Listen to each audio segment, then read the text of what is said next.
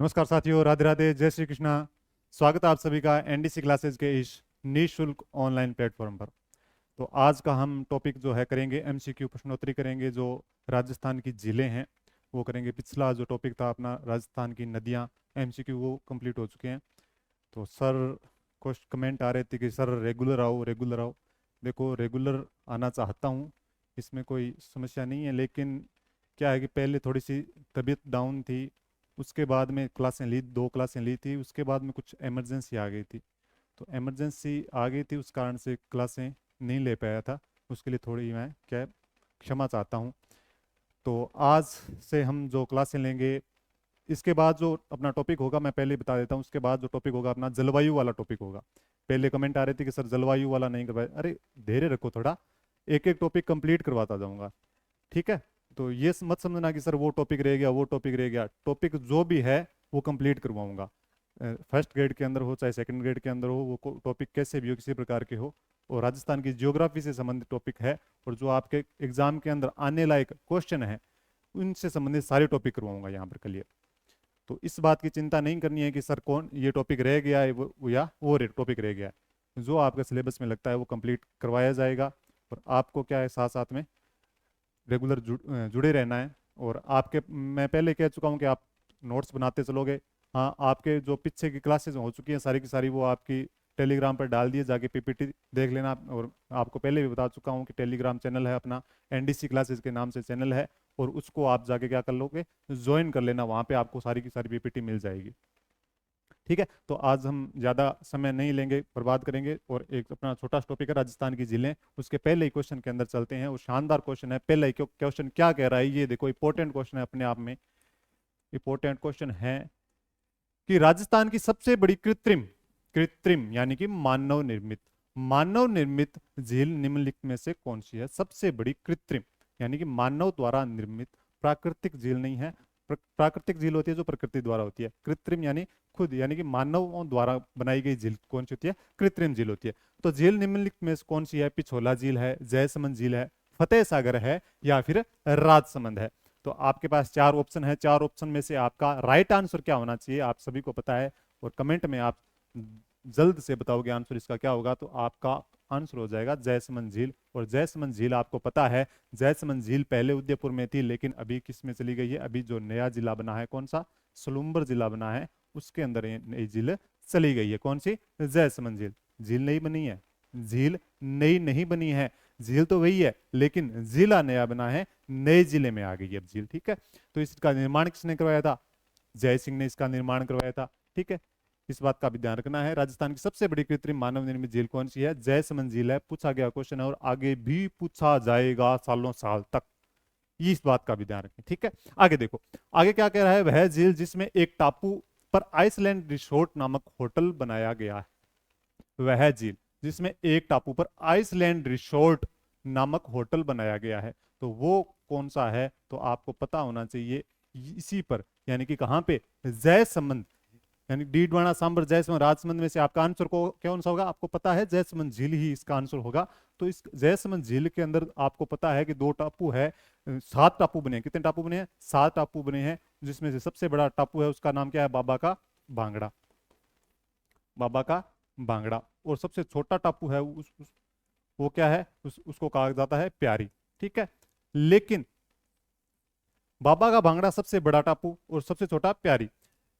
लेकिन जो Iceland resort नामक होटल है वो कहां पर बनाया गया? तो वो बनाया गया बाबा का भांगड़ा जो टापू है उसके ऊपर बनाया गया ये होटल है, आइसलैंड रिसोर्ट नामक होटल है, ठीक है। और इन्हीं टापुओं पर मीणा व भील जनजाति के लोग भी रहते हैं, ठीक है।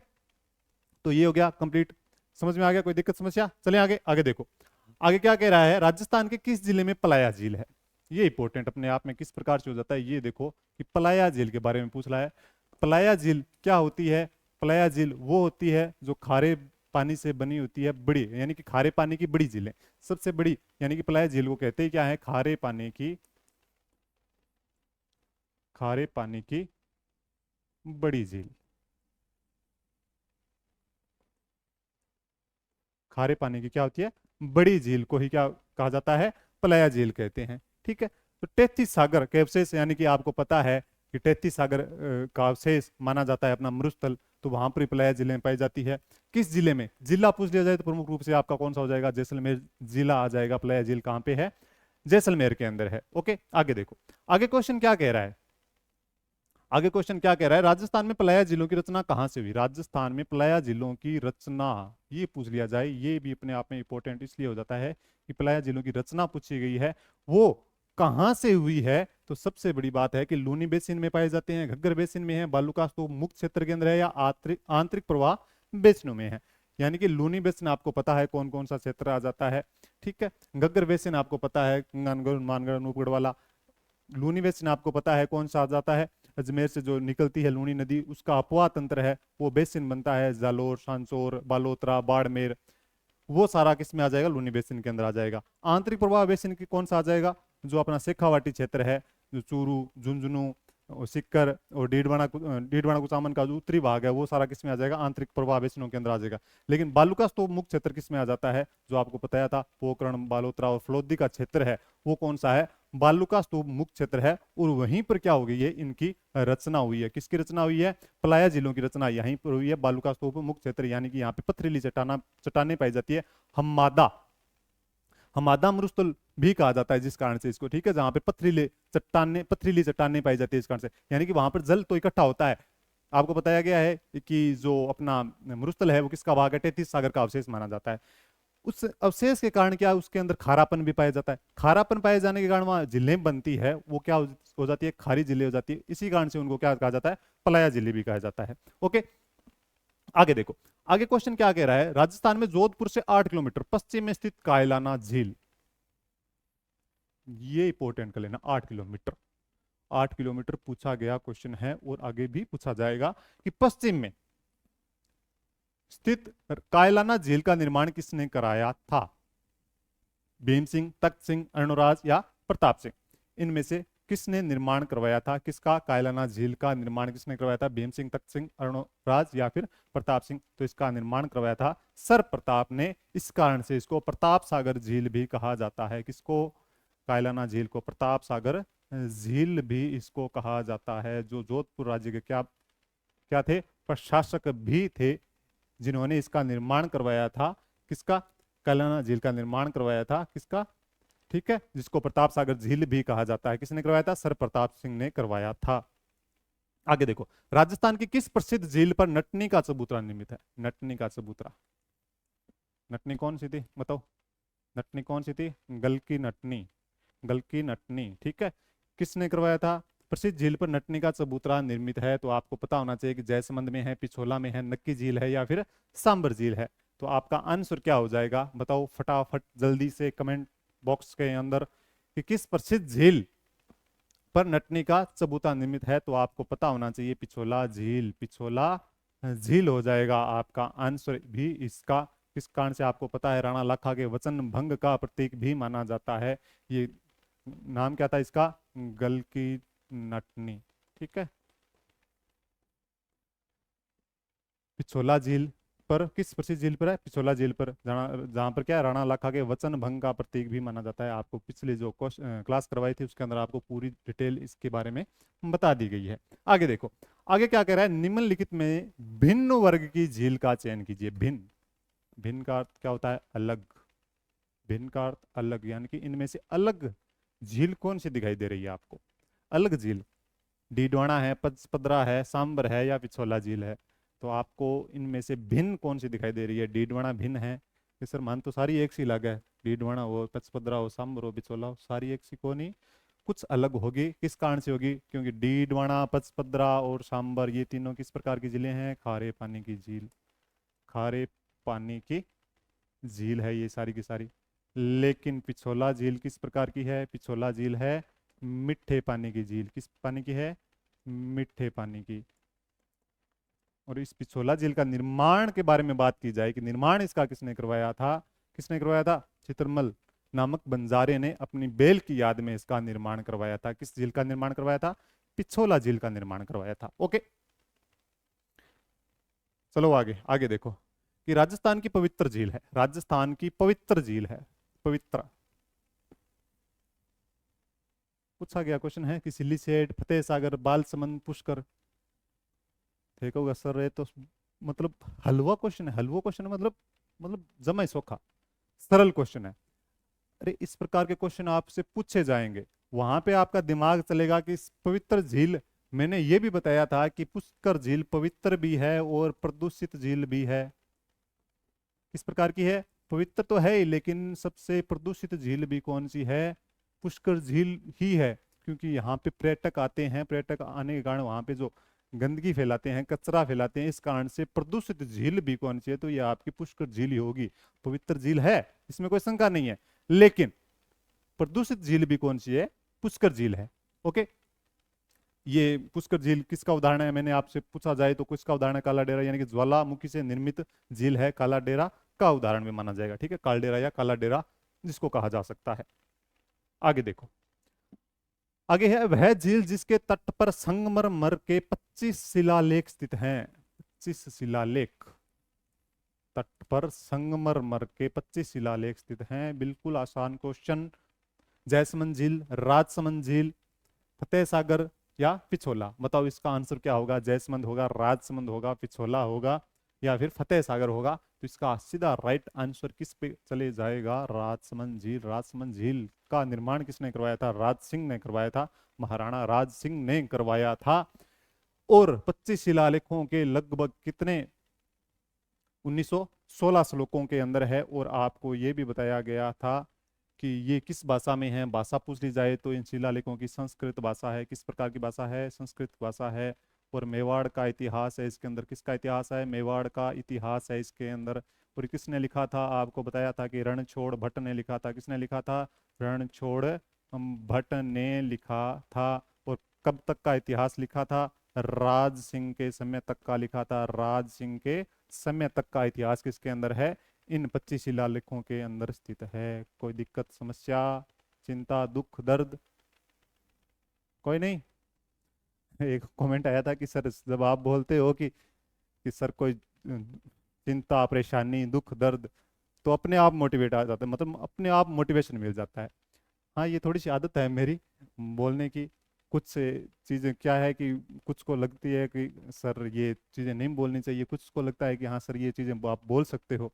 मेरी थोड़ी सी आदत है कि मैं बोलता रहता हूँ कि कोई दुख, दर्द, चिंता, समस्या, परेशानी, दिक्कत, तो कुछ नहीं है, सिंपल चीजें हैं, बिल्कुल आराम से याद हो सकती है। कि निम्न में से कौन सी लवणीय झील नहीं है? लवणीय, लवण का मतलब ही क्या होता है? खारापन। लवण का मतलब ही क्या होता है? खारापन। यानी किस झील के अंदर खारापन नहीं पाया जाता है? यानी कि सीधी सी पूछ रहा है इसमें से मीठे पानी की झील कौन सी है? यानी खारे पानी की झील को क्या कर दो, साइड में कर दो, और अपने मीठे पानी की झील कौन सी है? बताओ। डीडवाना खारे पानी की झील है क्या? बिल्कुल है। पचपदरा भी है, कवोद भी है, लेकिन कोलायत नहीं है। कोलायत तो मीठे पानी की झील है। कोलायत का निर्माण किसने करवाया था? कपिल मुनि ने करवाया था। ठीक है, किस प्रकार से करवाया था आपको पता है? अपनी माँ की मुक्ति के लिए। किसका? यानी कि कोलायत का। इसको क्या कहा जाता है? एक कपिल सरोवर भी कहा जाता है। आपको बताया था कि क्या कहा जाता है? कपिल सरोवर भी इस झील को कहा जाता है। किसको कहा जाता है? इसी कोलायत झील को कहा जाता है। ये भी 52 घाट झील है, पुष्कर झील की तरह। यहाँ पर भी दीपदान की परंपरा है। ठीक है, कार्तिक पूर्णिमा को क्या लगता है? मेला लगता है। पुष्कर में भी लगता है। कोई दिक्कत, समस्या? बताओ। चलें चलें आगे। आगे देखो, आगे क्वेश्चन क्या कह रहा है? गेप सागर या गेब सागर झील किस जिले में स्थित है? गेब सागर या फिर गेब सागर झील भी कह सकते हैं इसको, किस जिले में स्थित है? तो उदयपुर, बांसवाड़ा, प्रतापगढ़, डूंगरपुर, बताओ। तो गेप सागर झील कहाँ पे है? तो सीधा सा आपका आंसर क्या होना चाहिए? उदयपुर, बांसवाड़ा, प्रतापगढ़, डूंगरपुर। तो डूंगरपुर आपका इस सीधा आंसर होना चाहिए। इसको एडवर्ड सागर बांध भी कहा जाता है। क्या कहा जाता है? एडवर्ड सागर बांध भी कहा जाता है। और आपको बताया था कि यहाँ पे दो स्मारक बने हुए हैं। कालीबाई का स्मारक बना हुआ है, एक विवेकानंद स्मारक भी इस झील के किनारे बना हुआ स्मारक है। ओके, चलें आगे। आगे देखो, आगे क्या कह रहा है? फॉय सागर झील कहाँ स्थित है? फॉय सागर झील कहाँ स्थित है? फॉय सागर झील कहाँ स्थित है? उदयपुर, भरतपुर, अलवर, अजमेर।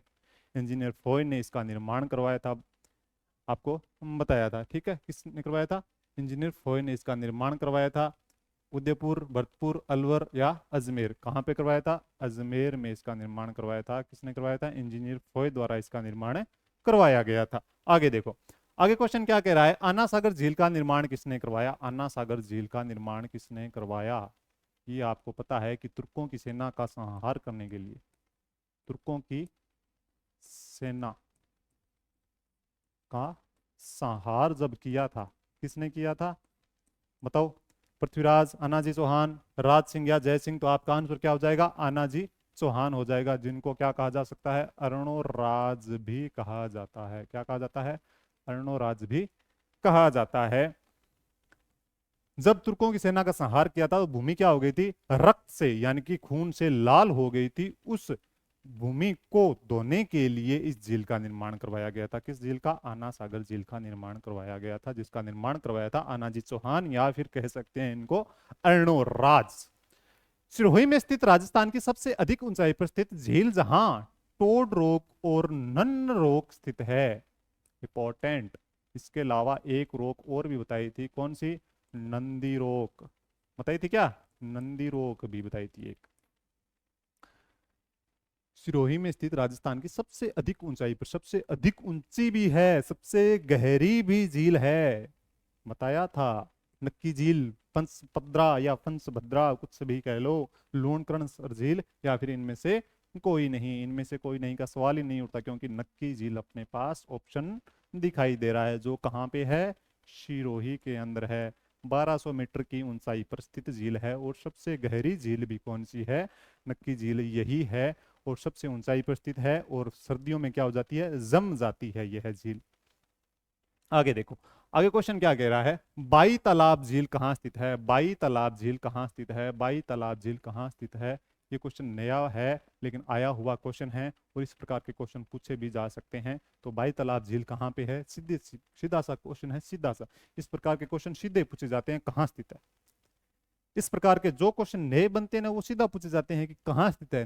नए किस प्रकार से पूछे जाते हैं? हाँ, पूछे जा सकते हैं कुछ, अगर इंपॉर्टेंट है कुछ, तो किसने बनवाया था? महारानियों से संबंधित जो भी झील है, तालाब है, वो बावड़ियां हैं, वो पूछी जाती है। लेकिन अपने जो पूछा जाएगा कि बाई तालाब झील कहाँ स्थित है, तो सीधा सा आपका आंसर क्या हो जाएगा? झालावाड़। क्या हो जाएगा? झालावाड़। तो बाई तालाब झील कहाँ स्थित है? झालावाड़ में स्थित है। आगे देखो, आगे क्वेश्चन क्या कह रहा है, नवलखा सागर किस जिले में स्थित है? नवलखा, नौलखा, नौलखा हार सुना है नहीं? तो नौलखो हार को नहीं, नवलखा सागर है। तो नवलखा सागर एक झील है। ये कहाँ पे स्थित है? जिला पूछ लिया जाए, स्थान पूछ लिया जाए, तो आपका जोधपुर, उदयपुर, बूंदी या जयपुर में से कौन सा आ जाएगा आंसर? आपका सीधा आंसर आ जाएगा बूंदी, आपका आंसर आ जाएगा। नवलखा सागर कहाँ जाएगा? बूंदी में आ जाएगा। ठीक है, बाई तालाब झील झालावाड़ में आ जाएगा। ओके, कोई दिक्कत, समस्या? इनमें से खारे पानी की झील कौन सी है? खारे पानी की झील, सीधा सा पूछ लिया। सर ये तो बड़े आसान क्वेश्चन है। आसान हुआ तो क्या हुआ, एग्जाम में तो आएंगे, एग्जाम में तो आएंगे, यही आएंगे। तो जयसमंद, जयसमंद है, सिलीसेड है, राजसमंद है, या पचपदरा है? आपको पता है जयसमंद जुलूम्बर में है, सिलीसेड अलवर में है, पचपदरा राजसमंद राजसमंद में है, और पचपदरा कहाँ है? बालोतरा में है। तो पचपदरा बालोतरा में है, तो ये ही खारे पानी की झील है। ठीक है, लवणता के आधार पर सबसे सबसे ज्यादा खारे पानी की झील कौन सी है? यही है। और सर्वोच्च नमक भी यहीं तैयार होता है। यहाँ जहाँ खारे पानी की झील होती है, वहां पे क्या होता है? सर्वोच्च नमक भी तैयार होता है। खारे पानी की झील कौन सी है? पचपदरा है। और ये है कहाँ पे पूछ लिया जाए तो ये है बालोतरा में। लेकिन पहले पूछ लिया जाए पहले कहाँ थी, तो बाड़मेर में थी। लेकिन बालोतरा जिला अलग होने के कारण अब कहाँ चली गई है? बालोतरा में है। चली नहीं गई, वही है, लेकिन बालोतरा अलग हो चुका है। ओके, यानी कि झील को वहां से उठाकर, ऐसे नहीं है कि वहां से उठाया है और बालोतरा में ले गए। बालोतरा वहीं था, लेकिन उसको क्या कर दिया? जिला अलग बना दिया। स्रोत मान नहीं ध्यान है, कोई बात को नहीं ध्यान है। तो पचपदरा झील में नमक में सोडियम क्लोराइड की अनुमानित स्तर कितना है, ये कर लो इंपॉर्टेंट। सोडियम क्लोराइड, अगर सोडियम सल्फाइड का पूछ लिया जाए कि कौन सी झील में पाया जाता है जो नमक खाने योग्य नहीं है, तो वो आप सीधा जाओगे डीडवाना झील पर, जो डीडवाना कुसामन जिले के अंदर है। पचपदरा झील में नमक में सोडियम क्लोराइड का अनुमानित स्तर कितना है, तो सीधा आपका आंसर कितना होगा? 80%, 70%, 98% या परसेंट? या 85%? कितना आंसर होगा आपका? सी आंसर होगा। जल्दी जल्दी किया करो कमेंट, यानी कि ABCD, तो सी आंसर हो जाएगा। 98% सोडियम क्लोराइड की मात्रा सर्वाधिक पाई जाती है, और इसी कारण से ये नमक सर्वोच्च कोटि का नमक भी कहाँ पे मिलता है? तो वो पचपदरा झील में। और जो नमक खाने योग्य नहीं है वो कौन सा है? कौन सी झील हो जाएगी? डीडवाना झील। ठीक है। निम्नांकित में से कौन सी प्रमुख खारे पानी की झील लूनी बेसिन में स्थित है? लूनी बेसिन में स्थित है। लूनी बेसिन में, लूनी बेसिन भी पूछा है और खारे पानी की भी पूछा है। खारे पानी की झील और लूनी बेसिन में है, कौन सी है? नक्की, नक्की सिरोही के अंदर है, लेकिन ये तो मीठे पानी की है। सिलीसेड कहाँ है? अलवर में है। वो कहाँ पे? सिलीसेड कहाँ पे है? अलवर में है। वो कहाँ पे? यानी कि ये तो लूनी बेसिन के अंदर है नहीं, और मीठे पानी की झील है। तलवाड़ा, तलवाड़ा तो ये कहाँ पे चली गई? हनुमानगढ़ में नहीं है क्या? पचपदरा ये कहाँ पे है? बालोतरा में। और यही आपका आंसर होगा। क्यों होगा? कि पचपदरा। और यहाँ पे जो नमक बनाया जाता है उसका नमक का नाम है कोस्टो नमक है, और ये जहाँ पे वायु या रेस्ता पत्ती द्वारा तैयार किया जाता है, खारवाल जाति द्वारा तैयार किया जाता है, मोरली झाड़ी की टहनी द्वारा तैयार किया जाता नमक है, पचपदरा झील के अंदर है। और खारे पानी की झील भी है ये। ठीक है। आगे देखो, किशोर सागर झील। किशोर सागर झील कहाँ स्थित है? किशोर सागर झील इंपॉर्टेंट कर लेना। किशोर सागर झील कहाँ पे स्थित है? सीधा आंसर कौन सा हो जाएगा? बूंदी, किशनगढ़, उदयपुर, कोटा। बूंदी, किशनगढ़, उदयपुर या फिर कोटा। आंसर क्या होगा? जल्दी बताओ, आंसर क्या होगा इसका? की से कैसे कै जोड़ दो? कोटा। किशोर सागर झील कोटा में। किशोर सागर झील कहाँ पे है? कोटा के अंदर है। तो कोटा के अंदर कौन सी झील है? किशोर सागर झील, या फिर इसको तालाब भी कहते हैं, या किशोर सागर तालाब भी आ जाए नाम तो भी कहाँ पे जाएगा? बूंदी में नहीं जाएगा, कोटा में रहेगा। ठीक है। कहाँ रहेगा? कोटा में रहेगा। तालाब हो चाहे झील हो, किशोर सागर कोटा में। राजस्थान की खारे पानी की सबसे बड़ी झील, राजस्थान की खारे पानी की सबसे बड़ी झील कौन सी है?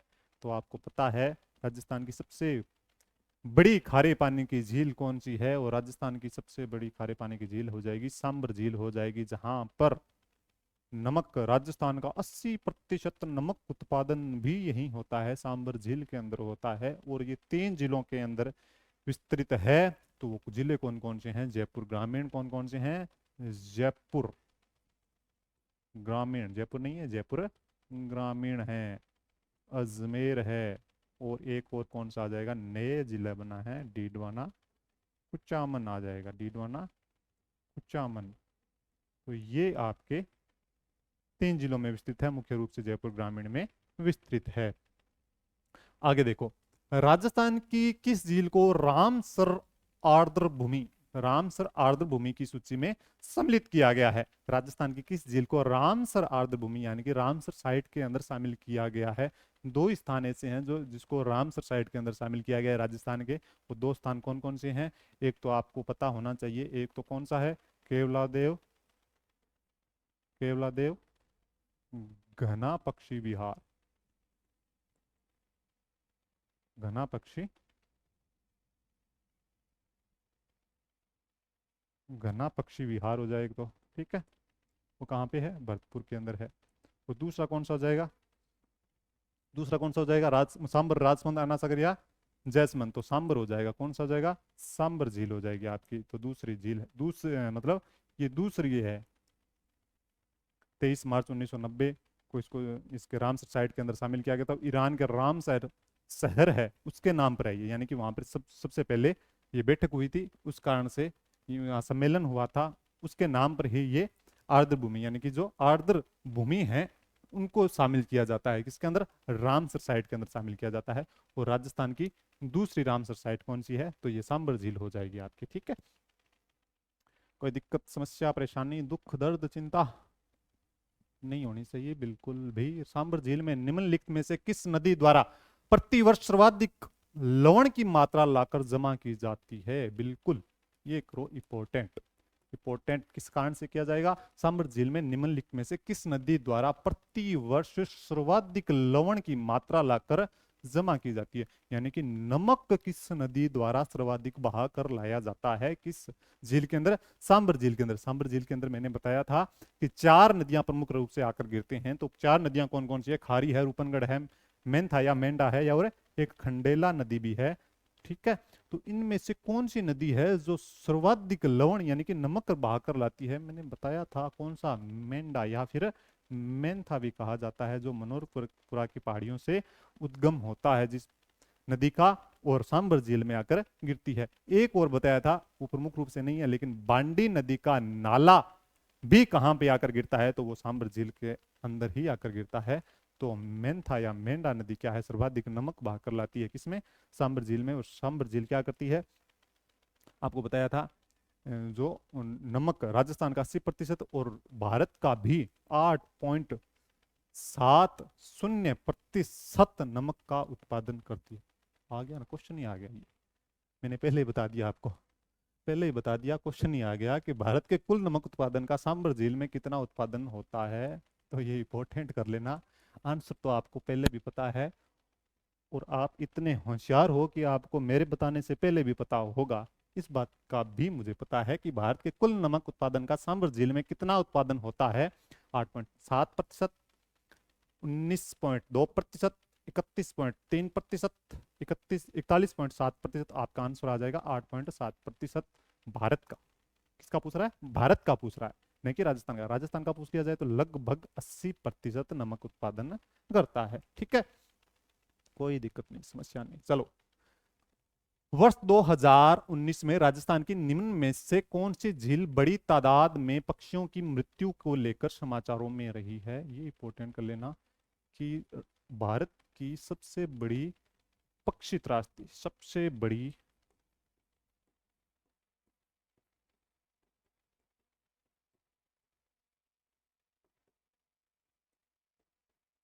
यानी कि यहाँ पे क्या हुआ था, हजारों की संख्या के अंदर क्या हुआ था, पक्षी मारे गए थे।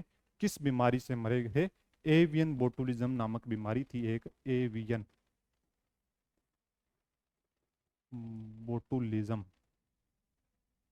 ये बीमारी नवंबर 2019 के अंदर आई थी, और किस झील के अंदर थी? तो आपको पूछ लिया जाए कि वर्ष 2019 और नवंबर 2019 है, इस बात का भी ध्यान रखना कि राजस्थान के निम्न में से कौन सी झील बड़ी तादाद में पक्षियों की मृत्यु को लेकर समाचारों में रही है? तो आपका आंसर हो जाएगा सांबर झील। सांबर झील के अंदर एक बीमारी आई थी, जो पक्षी बाहर से आते थे, विचरण करने आते थे, वहां पर आकर जब पानी पिया था या फिर जल ग्रहण किया था, उसके बाद में ये बीमारी थी एवियन बोटुलिज्म नामक, उससे क्या हो गई थी, इन पक्षियों की मृत्यु हो गई थी। यानी कि इस कारण से ये चर्चा में रही थी, सबसे बड़ी पक्षी त्रासदी भी भारत की मानी जाती है ये।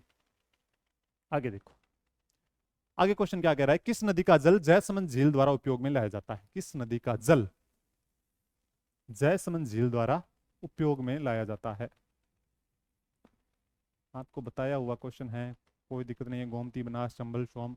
बनास, चंबल, सोम को छोड़ दो। गोमती नदी के से इसके अलावा झाबरी नदी है। गोमती नदी जो डेबर दर्रे से निकलती है, इस कारण से जयसमंद झील को कौन सी नदी भी कहा जाता है? डेबर नदी भी कहा जाता है, ये भी बताया था मैंने। ठीक है, किस से निकलती है? डेबर दर्रे से निकलती है।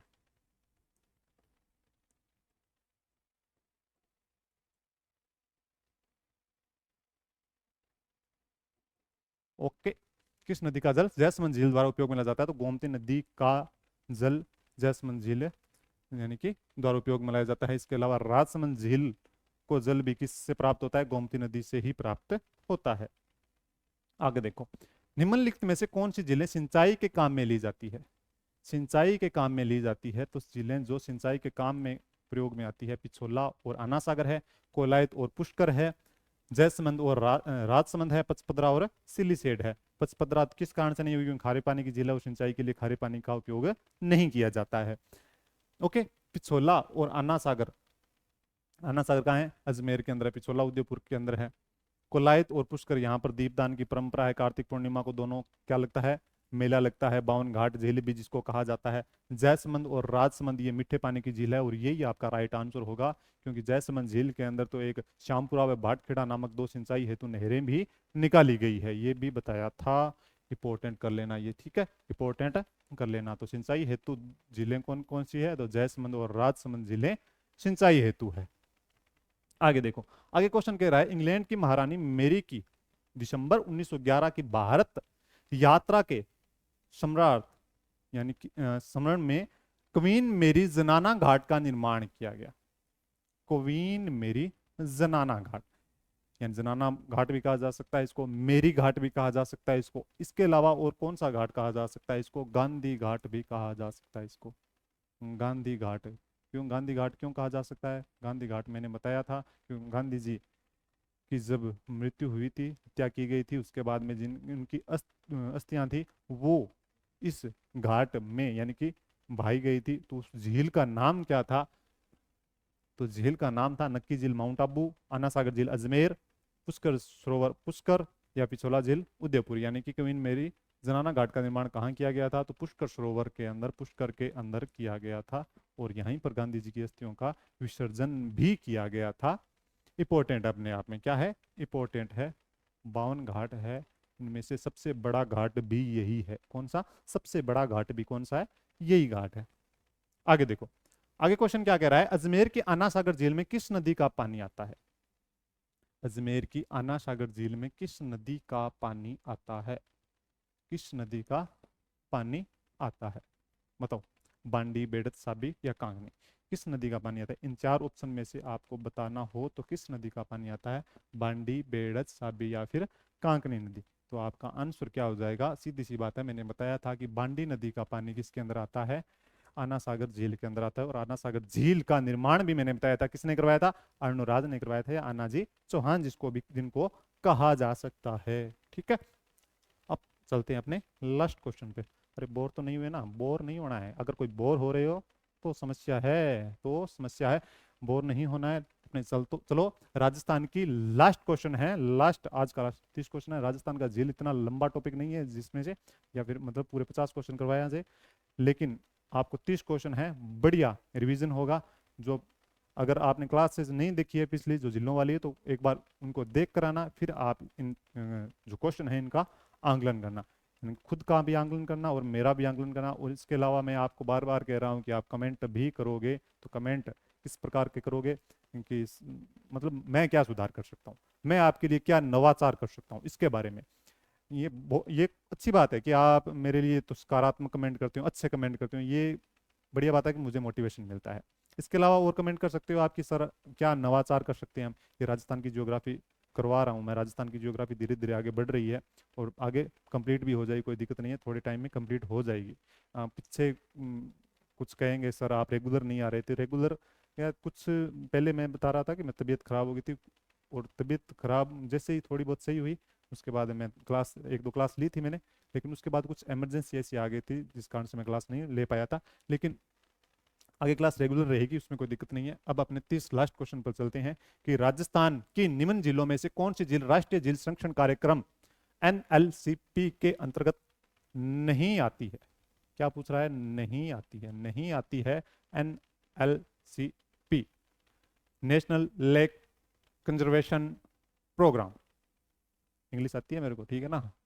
नेशनल लेक कंजर्वेशन प्रोग्राम के अंतर्गत नहीं आती है, यानी कि इसका हिंदी अनुवाद है राष्ट्रीय झील संरक्षण कार्यक्रम। इसके अंतर्गत कौन सी झील नहीं आती है? फतेह सागर आती है या नहीं आती है? नक्की झील आती है या नहीं आती है? स्वरूप सागर आती है या नहीं आती है? आना सागर आती है या नहीं आती है? तो सबसे पहले बता देता हूँ कि 2 उदयपुर की आती है, 2 तो उदयपुर की आती है, 2 ही अजमेर की आती है, और 1 आती है सिरोही की। तो आप कहोगे सर इसमें एक सिरोही की भी है, कौन सी है? नक्की झील है, बिल्कुल है। अजमेर की 1 है, 2 है लेकिन 2 में से 1 है। उदयपुर की 2 बता रहे हो लेकिन 2 है, लेकिन दोनों यही है क्या? ये नहीं है। 2 कौन कौन सी है? एक फतेह सागर है, ठीक है, फतेह सागर तो है ही। स्वरूप सागर नहीं है, स्वरूप सागर नहीं है, तो ये किसके अंतर्गत नहीं आएगी? राष्ट्रीय झील संरक्षण कार्यक्रम के अंदर नहीं आएगी। एक फतेह सागर है और एक पिछोला है। कौन सी है? पिछोला झील भी है इसके अंदर, ठीक है, पिछोला झील भी है। एक अना सागर है, अजमेर वाली बता रहा हूँ, अजमेर के अंदर 2 झील जो एनएलसीपी कार्यक्रम के अंतर्गत आती है, एक पिछोला है और एक कौन सी आ जाएगी आपकी? पुष्कर आ जाएगी। कौन सी आ जाएगी? पुष्कर झील आ जाएगी, ठीक है। 2 ये हो गई, 2 ये हो गई और एक ये हो गई। तो ये 5 झील किसके अंदर आती है? अंदर आती है, तो राष्ट्रीय झील संरक्षण कार्यक्रम के अंदर आती है, नेशनल लेक कंजर्वेशन प्रोग्राम के अंतर्गत आती है। तो ये आपके क्या हो गए, क्वेश्चन पूरे कंप्लीट हो चुके हैं। कोई दिक्कत, समस्या, चिंता, परेशानी, दुख, दर्द हो तो बताना कमेंट के अंदर। ठीक है, तो ये आपकी क्लास क्या हो गई है, कंप्लीट हो चुकी है। और जो हम आपके इसके अलावा बताया था कि आपको टेलीग्राम चैनल भी ज्वाइन करना है, और ज़्यादा से ज़्यादा जो आपको सूचनाएं दी जाती है टेस्ट सीरीज के बारे में, और टेस्ट सीरीज के बारे में जो पीछे भी सर ने आपको वीडियो डाल रखा है रणनीति के तहत, एक स्कूल व्याख्याता वाला वीडियो भी देख लेना जो स्कूल व्याख्याता बनना चाहते हैं, और सेकंड ग्रेड टीचर वरिष्ठ अध्यापक जो बनना चाहते हैं, सर ने एक नया लाइव सेशन लिया था, वो भी जाकर जरूर देखना। जो रणनीति आपको बताई है अचूक रणनीति है, यानी कि अगर आपका इरादा है कुछ बनने का, कुछ कर गुजरने का, तो आप वीडियो जाकर देखें और आपको पता लगेगा कि किस प्रकार की रणनीति है।